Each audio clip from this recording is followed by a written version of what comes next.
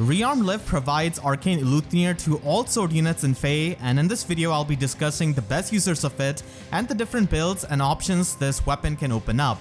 Of course, giving this weapon to your favorite unit or your most used unit is going to be the top priority for most people, but Arcane weapons definitely open up some interesting discussions, and if you have multiple favorites, then this video could definitely help you decide.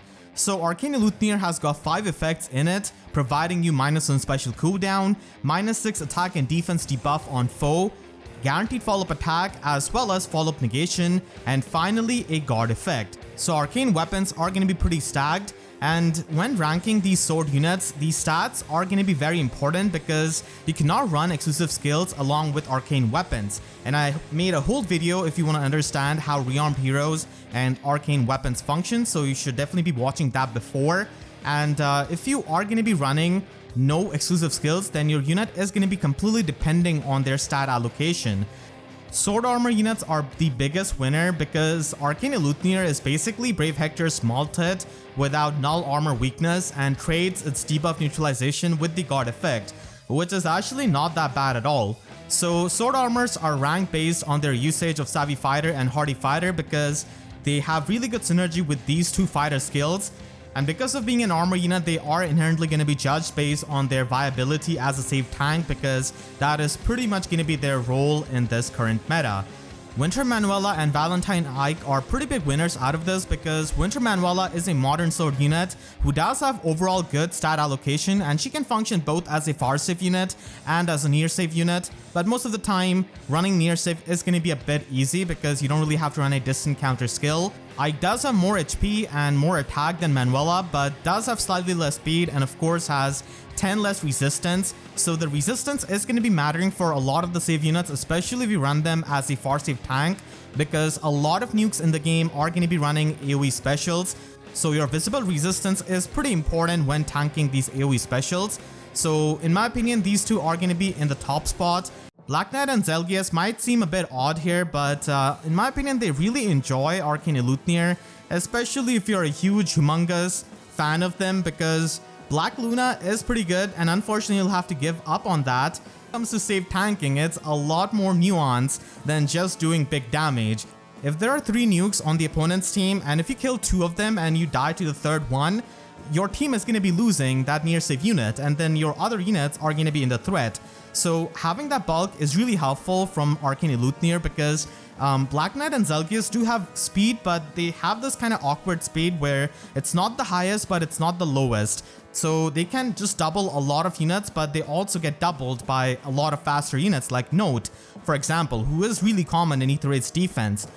So against them, this kind of follow-up negation from Arcane Elutnir is really good, and the fact that you have the guard effect just opens up the possibility of running a unity skill or something else in their slot A, and they don't really have to run Kestrel Stance or Special Fighter or anything like that. A Londite Weapon Refine doesn't really help you too much in terms of near safe tanking because its distant counter is just wasted, and the best thing out of that weapon is -1 special cooldown, which you're already going to be getting out of Arcane Elutnir. And when it comes to far saving, both Black Knight and Zelgius don't have the highest resistance, so most of the time you're going to be seeing them as a near safe tank. And by the way, if you do disagree with my placements, I'm going to be showing the stats of every single units here at max merges and flowers, so even if you disagree with my placement, you can still see it for yourself and decide what you want to do.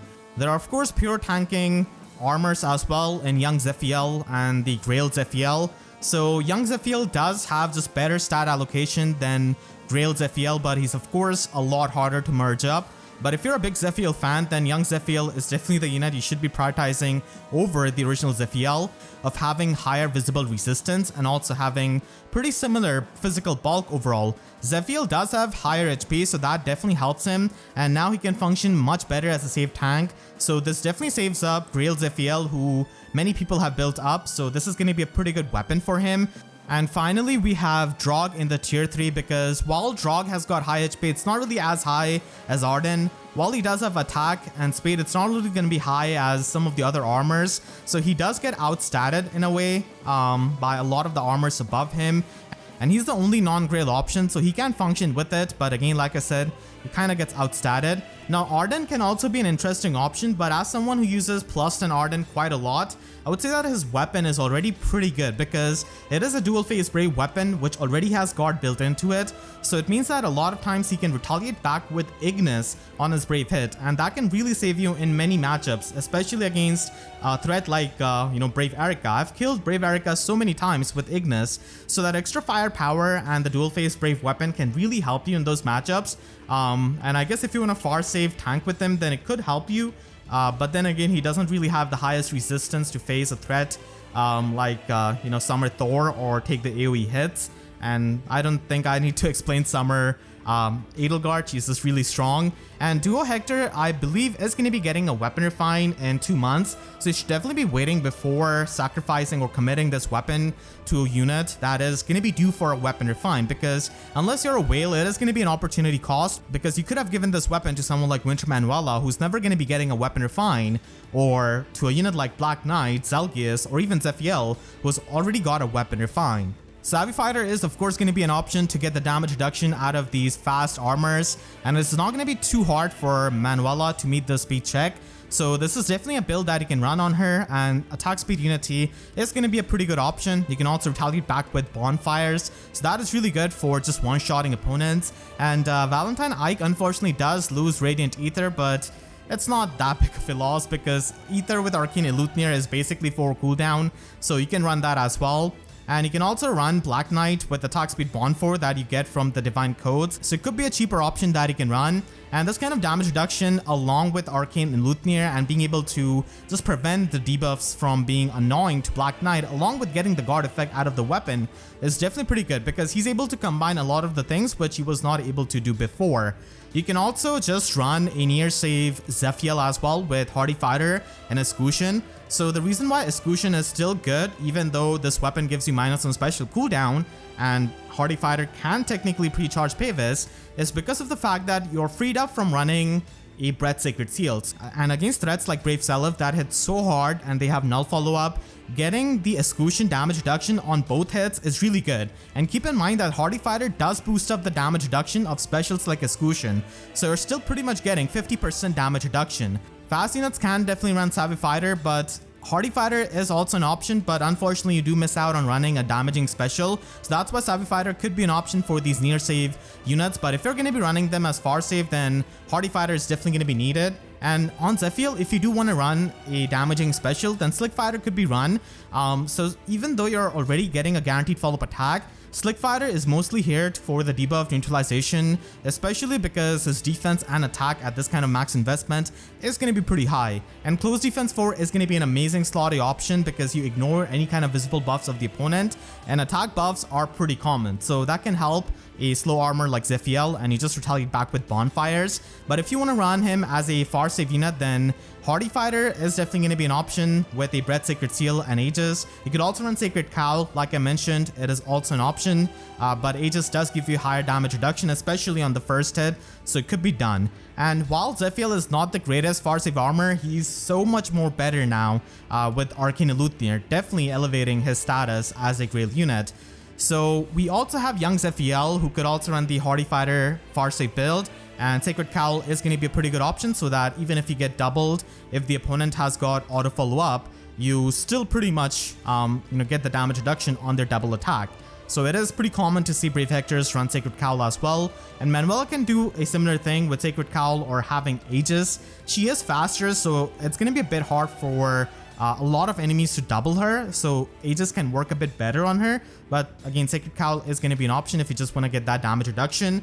And armors are going to be useful in Aether Raid's defense as well, so Hardy Fighter armors can definitely be pretty helpful so that you can, protect your team from getting Gale Forced by a lot of units. And I have actually faced Plus and Winter Manuelas before in Aether Raids, and even Brave Crom in his bonus season with the effective damage is not able to kill her because she's just so fast, and she gets also the damage reduction out of Pavis. So Battlecatcher teams in Aether Raid's defense can definitely utilize these kinds of armors, and Unity Skill or Attack Speed Mon 4 is going to be a good option because a lot of people do run Sabotage Attack or they run Temari Air, so that can definitely help you. And Close Defense 4 is also a good option because you can ignore the visible buffs of the opponent, which are going to be common with Peony around. You can also use them in Summoner Duels, and in Summoner Duels the metagame is vastly different. It is really important for your armor units to survive so that you could push your advantage state, and your armor dying is going to be opening up to a lot of sniping from Kanto units. So that's why your save armor needs to be really bulky, and their survival matters the most. So that's why you can just run non-distant counter build. Surveillance Shield is going to be helpful against Duochrome, especially if he's being run on a Bridal Catcher team, because he can just get the brave hit, so just having that armor weakness is going to be a huge problem against him. So you can just get rid of that, and you can also run Deflect Magic, which is going to be helpful against the brave hits or even against Bridal Catcher opponents. And Distant Defense 4 is something that you can run, which is going to be helping you against the visible buffs. But overall, I do like Surveillance Shield a bit more, especially on Manuela and Zephiel, who don't have the highest resistance like young Zephiel. So it can definitely help you in a lot of the other matchups as well. And Deflect Magic also helps you against Bridal Catcher teams that have Duo Thor. So getting the damage reduction on both hits against Thor is good. Speed can definitely help you as a far safe tank, because someone like Manuela is going to be so fast that she's going to be basically getting the follow-up negation against vast majority of her opponents. So that can be really helpful against a lot of the auto follow-up enemies. Sword Infantry units also benefit quite a lot from Arcane Luthier, both fast units and slow units. So I'll be ranking them based on their stats, of course, and how they can use damage reduction or Vital Astra, because Arcane Luthier can allow you to just pre-charge your Vital Astra by running Time Pulse and even, run Godlike Reflexes with Shield Pulse. And high-speed units can also make use of Arcane Luthier, mainly because it can essentially act as pseudo-null follow-up. So like I explained with Manuela, if you're going to be a fast unit, you're going to be denying the auto follow-up attacks of the enemies that are going to be slower than you. And if you're going to be faster than them, then you can also deny their follow-up negations and still double them. So it is not exactly null follow-up, but because of their speed, they are going to be winning the speed checks. So it can help them just have that pseudo null follow-up and allow them to run some other slot B skill. And if they are slow, they don't have to rely anymore on quick repose. So that is a huge win, and their bulk is going to be important in that regard. And a lot of Sword Infantry units do have preferred skills, and a lot of them do have a Weapon Refine coming in. So I'll just go over these units which, kind of don't want them. So a lot of them have good preferred weapons already, and a lot of these Gen 3, Gen 4 units are going to be getting a Weapon Refine in a year or two. So again, the opportunity cost is going to be pretty heavy for a lot of players, especially with Rearmed Heroes being quite rare. So as you can see, Itsuki is going to be getting a refine in like a year, and then Astrum is getting one in March. So a lot of these are a lot sooner than you think. But of course, if you're a big fan of them and if you just want to experience the Arcane Luthier on them until then of course nobody's going to be stopping you. And some of the weapons here, you might think they're not as good, like Navarre for example.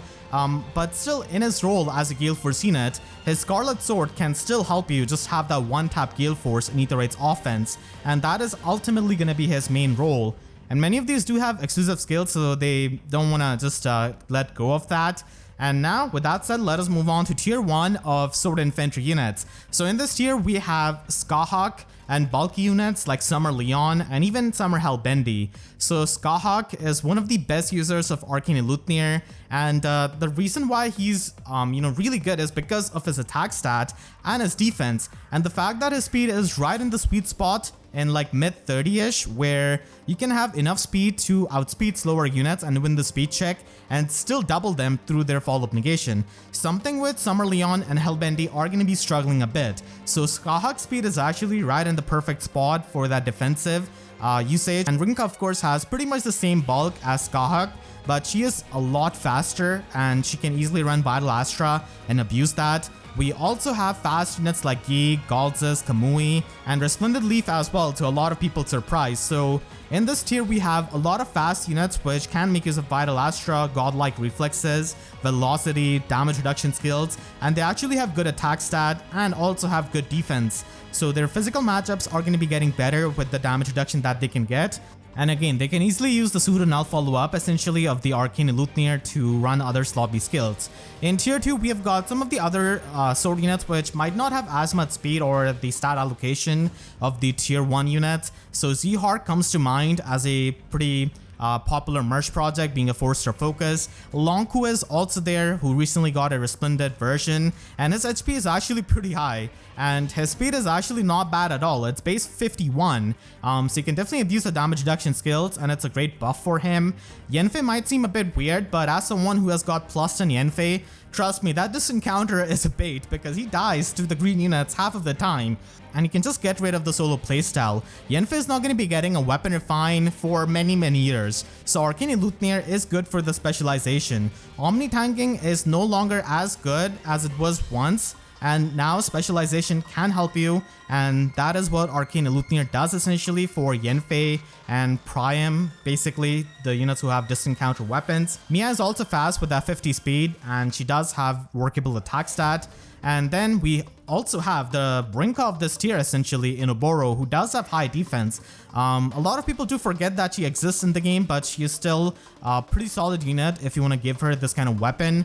And again, Ryoma is there as a distant counter unit. He does have null follow-up in his weapon, and I do have a plus in Ryoma as well. I'm a huge Ryoma fan, and many times it is really good for the versatility for his matchups, because you can get the guard effect out of Arcane Luthier. You can also run a unity skill on top of that, and you can also run a damage reduction skill and have access to Vital Astra, which Raijinta doesn't really allow you to do. So if you want to specialize a bit more for the melee matchups, this could be an option. Again, he's not going to be the highest priority unit for a lot of people, but still, he doesn't really lose out on his preferred skill like Bushido 2, like Legendary Ryoma does. So as someone who uses plus in Ryoma a lot, I think he could be a pretty nice option, especially with the stat spread.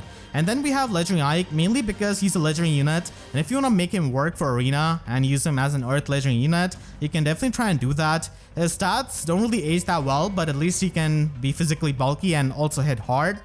He's going to be losing out on Radiant Ether too, but again, not the biggest loss if you just want to improve his matchups, and Ragnall's weapon refine is not the greatest. In tier 3, I'm already going to be telling you that I'm going to be having Alphonse. So Alphonse cannot really get any kind of merges as of making this video unless they introduce some kind of mechanic. So he could be an option because he is a bonus unit in Ether Raids and Arena, but he's not the greatest even with this weapon. And here I'm showing you the bonus stats actually. So if you want to use him in Arena, then this could be an option. And the reason why he's not the greatest is because it's really hard nowadays to even stay in tier 20 Arena with Alphonse. But if you're a big Alphonse fan, then this could be the fodder that you could use. I personally have kind of stopped investing too much into my Asuka trio as of yet, because a lot of times it is not going to be enough. But I do use them quite a lot in Ether Raid's offense, so you could build him that way, and honestly you could definitely try other builds as well, like with Slaying Edge or by having Brave Sword, Quick Pulse, Gale Force. All of those are going to be the options, but the attack debuff of Arcane Luthier can definitely make it a lot easier for him to get the Heavy Blade checks. So if you use Gale Force teams a lot, and if you have to use him as your bonus unit, like I have to, then this could be an option. So even though he's going to be a bonus unit, he doesn't really impact staying in that tier too much in Arena, from my experience at least. And in Ether Raid's offense, you can definitely make him work with other cheaper builds. So his performance, personally for me, doesn't really change in the competitive way I use him, but still it's an option. And then in tier 3, we do have other swordswomen who have pretty good offensive stat spread. So the difference between tier 2 and tier 3 units is not actually too big, but still it's kind of significant with their stat allocation. We also have some of the resplendent lords like Lyn, Erika, and a lot of these are really fan favorites. So they can definitely have a much better weapon now. And there are going to be units like Ike, Saber, who are also really popular, and then Alm just chilling with his buddy Grey with pretty similar stat line. Finally, we do have units who don't have that much speed, and they're going to be focusing more of the bulkier builds. So Spring Batre is actually a surprisingly good unit for this with his high attack stat, and Leviathan is also of course there. A lot of Leviathan players don't really like her weapon refine too much. Same goes for Soleil fans, because Soleil's weapon refine is a lot more player phase centric. So if you want to use her in enemy phase, then Arcane Luthier could be an option. And even though I like Seliph a lot, I wouldn't really say that he's the best option for Arcane Luthier, but still it could be a nice option, especially in summoner duels if you're running him with a far safe tank. So Divine Tearfang does give you that damage reduction, but if you're running him with a far safe tank, then Arcane Elutnir can essentially give you that guard effect and the other effects, which can help you in the melee matchups. So it could be an option, and Athena is also actually pretty fast. She's basically like a free-to-play Mia in a sense. In the tier 4, we do have other units who kind of get outstatted by the units above them, and if he's a favorite unit of yours, then there's no reason not to spoil him and give them this weapon. But here you can just see the comparison between the stats. We do have units with lower attack stat like Selena and Flier, so that is always going to be a bit annoying. And Tobin and Hinata do face competition from the other, a lot more bulkier and a lot hard-hitting, slower sword infantries above them. I've got all of the dancers in the tier 4 because I really believe that Arcane is a lot better weapon on a dancer for the Kanto, and Arcane Elutnir can still work, by the way, with dance because even though it's an exclusive skill, unless you have something like Ray Waves 2 or something like that, then arcane weapons are not going to be working, but it does work with Sing Dance and these kinds of generic dances essentially, but still the dancers and their utility does come from the Arcane, and it's really helpful even if you run them with Wings of Mercy. Some of the builds that you can run on these slow infantry units is definitely utilizing attack defense unity so that you can get that debuff neutralization, and Bulwark skill can provide you that obstruct effect and also the self-healing along with the debuffs, so that is definitely really good. And you can also inherit the attack defense menace at the same time with Elutnir, so Skahak can run this kind of build at max investment, and then because Leon does have pretty good resistance, he could afford to run a distant counter build.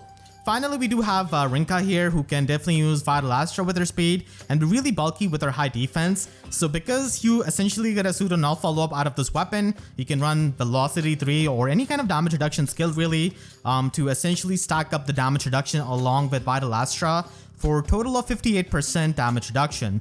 So that can be really helpful for a lot of matchups. And I really like Attack Speed Ideal 4 for increasing your speed because I'm a huge fan of just specialization at this moment in the game.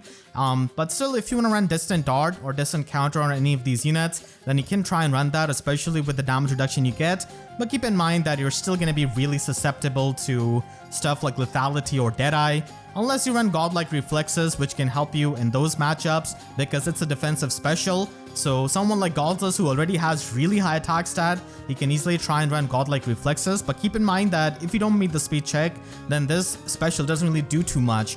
So it is going to be a lot harder than Vital Astra on a lot of these units to consistently use, but it's still an option, and at least it's a lot better to use with the -1 special cooldown of the weapon. So the damage reduction and speed boosting skills are pretty much what you're going to be seeing and what you should be running on a lot of these fast units essentially. Attack Speed Ideal and Attack Speed Unity are going to be the two options here, and one of them is available in the Divine Code section. Arcane Elutnir is not the best for arena usage, especially if you want to run a tier 4 sloppy skill, which we're probably going to be getting more of, so it's not the most optimal, but again, if you want to improve your matchups, then it could be an option, especially for a free-to-play player that's probably not going to be pulling, directly for a sloppy skill that is 300 SP. So you can run this build on Yanfei, and unfortunately you will have to compensate by running a 300 SP slotsy skill. So unfortunately Time Pulse could not be run here to pre-charge Vital Astra, but at least he can retaliate back with it without really running a Bread Sacred Seal, and he can just get the damage reduction out of Velocity and then just try and stack up more speed on him with Attack Speed Ideal and then bonus doubler. So not necessarily needed, but if you're a big Yanfei fan and if you really want to use him in arena, then this is a way of specializing. Legendary Ike will need R-Dual Infantry 4 for arena usage, and if you're a big Ike fan and if you want to use him in the Earth seasons, then this could be an option that you can run. And he's still going to be scoring 180 BST as long as you can run 300 SP slotsy skill to compensate for the SP loss by running a weapon like Arcane Elutnir, because unfortunately it doesn't really score as much as the legendary weapons in arena. It's not the most optimal, but definitely pretty nice for making your matchups better.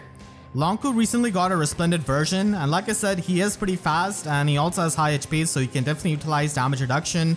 If you're a big damage reduction connoisseur, then I guess you can try and stack up 3 layers of damage reduction, which is a bit overkill in my opinion, but hey, it's still an option, and I just wanted to lay it out here when I'm going over all of the options. You can also run this on Ryoma, like I said before, and you can try and run Bulwark skill instead of running a damage reduction skill like you usually do on Ryoma. And you can simply just get the self-healing out of it, and you can run Time Pulse and Vital Astra for the damage reduction part. Zelgius can definitely use this kind of build in summoner duels, like I mentioned, especially when he's getting covered by a far safe tank, and he can just focus on his melee matchups. And if you're going to be running the Bulwark skill, and if you just want to stack up the healing, then Mystic Boost is definitely going to be an option. You can also run Joshua with Godlike Reflexes or Vital Astra for the damage reduction. So a lot of Joshua fans didn't really like his weapon refine too much, so this weapon can definitely help him a bit in some of the other matchups. Doesn't really give him as much resistance, but it's still pretty nice. And then there are a lot of the other fast lords as well in the lower tiers which I had, which you can definitely run. And a lot of the other units which are fan favorites, but unfortunately didn't really get the weapon refines that they really wanted. Sword Cavaliers and Sword Flyers don't really use it as good as a lot of the Infantry and Armor units, but still it could be a good option because they can essentially get the pseudo null follow-up if they're faster, and if they're slower, then hey, you don't have to run quicker posts on them. I'm going to be ranking them based on their stat allocation and similar criteria. So I feel like the bulky Cavaliers definitely have a good time with this, like Bertram and Resplendent Eldigan. And I've been using Resplendent Eldigan for quite a few days ever since this weapon came out. I just instantly gave that to him, and he's honestly so much better. Now, there is Dark Mistletoe weapon refined, but the Vantage playstyle is no longer as good as it was before. They're just way bulkier opponents nowadays. So Arcane Luthier, I really like it so much more than any other weapon on Eldigan, and Bertram is still like 3 years away from his weapon refine, so it could be a really good weapon for him. And again, Bertram and Eldigan have this kind of speed where they can outspeed a lot of these slower units with follow-up negation, so that is like the perfect sweet spot for a lot of the slower units to break through the follow-up negation. And Xander is also there, and if you don't really want to run distant counter weapon, which a lot of people really don't with this kind of resistance, then this is just a superior weapon with his defenses. And then Sigurd is there with the speed, so even though he does have Divine Tearfang and Crusader's Ward, ideally a lot of people don't really use Crusader's Ward on Sigurd because they are not really trying to tank a lot of magical units with him. If you cover him with a far save unit, for example, again, the specialization.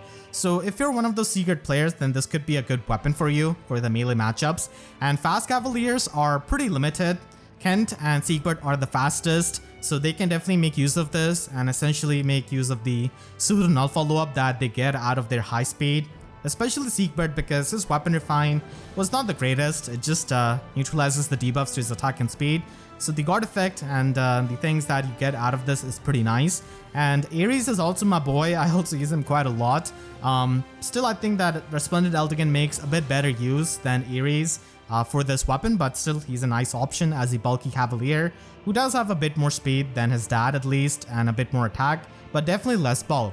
Seth, Kane, and Luke do occupy the third tier, and they're not going to be having as impressive stat allocation as the Cavaliers above them, but they definitely make amazing use of this, especially Seth, who did get a pretty underwhelming weapon refine. And then in the last tier, we do have Stall, who unfortunately doesn't have too much attack or too much speed or too much defense. His stat allocation is kind of over the place, so that's why he's there. And there are definitely a lot of Cavaliers who have good preferred weapons and don't need this. And we also have Legendary Eliwood getting his weapon refined in November. Kemph is going to be getting his weapon refined next year, and so is going to be Legendary Seliph. But if you're a really hardcore Legendary Seliph fan, then I've definitely seen a lot of people run this weapon on him because it gives him a player phase, so you could do that, but be aware of the opportunity cost when he gets the remix and refine inevitably. Unfortunately, Flyers and Cavaliers don't have a lot of options like Infantries and Armor units in terms of the exclusive skills, and the Neotrade skill are basically going to be their best option for slot B because it gives you the debuffs in both phases and it gives you Canto in the player phase. And with this weapon, even the slowest Cavaliers can have the player phase with the auto double, so that is amazing. You can run the double solo skills on Bertram, or you can also run the double cat skills like I have on my Resplendent Eldigan, and the Menace skill is just perfect that you can get at the same time. And if you're a faster Cavalier like Kent, then speed stacking is definitely really helpful so that you can double even a lot of the faster units, and you're going to be making a lot better use out of the follow-up negation out of Arcane Luthier defensively in that regard. And you can also just pierce the follow-up negation skills of a lot of units. You can also run the lull skills with Arcane Luthier to just stack up the in-combat debuffs, and it can also ignore the visible attack. and it can also ignore any kind of visible buffs of the opponent, so that's an option. And the Sturdy Surge build is an interesting option, which is not as mixed phase as some of the other builds, so it could be an interesting option that you can try if you just want to run a more player phase build and if you want to get the healing out of the 2-turn bonfire. So most of these Cavaliers are just going to be stacking up their defenses and running the Neotrace skill. At last, we have got the Sword Flyers. There are definitely not too many of them, and Taneth, Rickard are some of the newer Sword Flyers that we have got, which have pretty similar stat spread. And Nand is interesting because she has got more resistance, so she could try and run something like Flow Feather, for example, which a lot of the other Flyers cannot do, except for maybe Sida. And Reed is the defensive Flyer of this bunch. He's basically like Ashnard but 5-star logged, but Ashnard is going to be getting a weapon refined, so you could try and wait for that. And so is Altina. She's going to be getting that in January, I believe, so you can hold on those units. And you know, someone like Legendary Ryoma does have Bushido too, and a lot of these Sword Flyers do have good weapon refines, and someone like Miraculous doesn't really want to lose her Whimsical Dream, so that's why they don't really want Arcane Eleuthir. We also have other Sword Flyers like Sida and Pala who are in the 3-star, 4-star pool, and a lot of people have plus and merged them. Sida's low attack stat is going to be quite apparent when you don't have the armor effective and cav effective weapon and wing sword, but you're going to be getting a lot more effect, so that is pretty nice. Pala's not going to be as fast as a lot of the Flyers here, but she does have more attack than Sida. And Neo Camilla is also pretty popular that a lot of people have built up, and her defense is actually not that bad with her HP, and her speed is also quite workable. Fiora is a bit unique, I guess, as a free-to-play Sword Flyer, where she does have more speed than Pala and also has more attack than Sida, so she is going to be a good option as well, along with these free-to-play Flyers if you have built them up. And then finally we do have Brattled Sigrun, who does have that high speed, and then Olivia is a dancer, so Florid Cane is going to be the better weapon that you can use, and with her original weapon you can still get the +3 buffs, so that's why she is in tier 4. So Flyers also don't have too many options, but at least it's a bit better than the Cavaliers, so you can definitely try and run a mixed phase build on someone like Tanith with attack speed catch 4, with the Menace skill and the Neotrace skill. That is going to be a pretty standard stuff, and you can just run a 2 cooldown special like Luna. You can also run Dive Bomb actually, and because Arcane Eleuthir can make Moonbow into a 1-turn special, you can essentially trigger it on your double attack.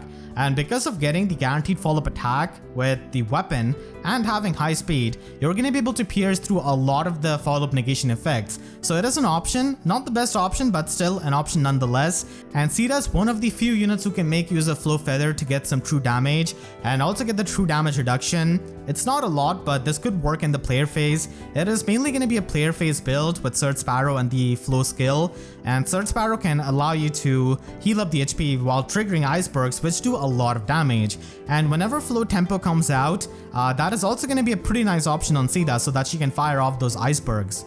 Unity skill is of course an option on these Flyers as well, especially if you run attack speed Oath 4, which can give you the teleportation, so it does have good synergy with the Unity skill. And if you're a defensive Flyer like Reed, then IO Shield Sacred Seal is going to be helping you against a lot of the archers. And then finally Pala can just run a more of a duelist build with attack speed Rain, and just trying up to stack up a bit more speed and also getting some attack debuffs out of the Rain skill, the Neotrace skill, and the weapon.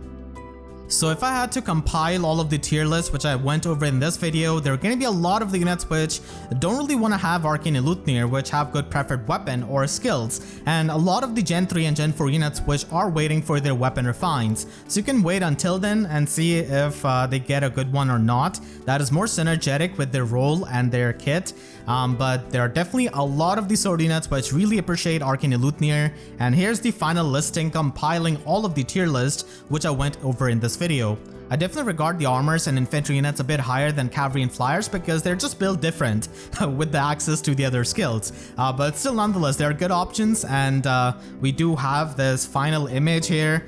So I hope you all enjoyed my tier list video. Hopefully this gave you some build ideas on your favorites and which units you want to give this weapon to. Please be sure to share this video with your friends if they just want to inherit this weapon to any other unit, or if they just want to update their build. I will be making these kinds of videos every time a rearmed hero comes out, so stay tuned for that. And if you enjoyed, please be sure to leave a like and a comment. Helps me tremendously, and if you really enjoyed, you could always support me directly by using super thanks or by becoming a YouTube member down below. And for more FEH videos, make sure to subscribe and hit the notification bell, because YouTube sub boxes are about as functional as the exclusive skills along with Arcane and Luthier. So with that said, I'll see you guys next time. Thank you so much for watching and have a great day.